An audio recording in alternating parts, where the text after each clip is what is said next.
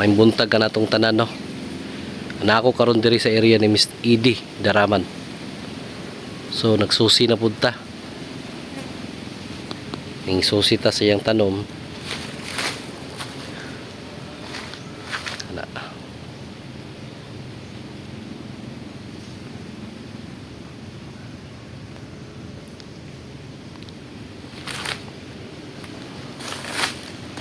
Ngani gyud atong trabaho no mga ka Rich Paul, ka agri.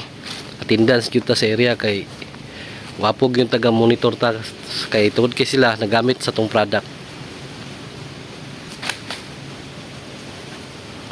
nga Rich Paul Organic Fertilizer.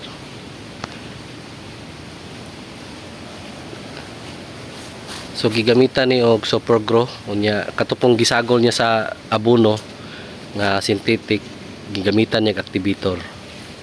Ang activator namo 1 ka kilo. Nya nami full year nga Super Grow product of Rich Paul.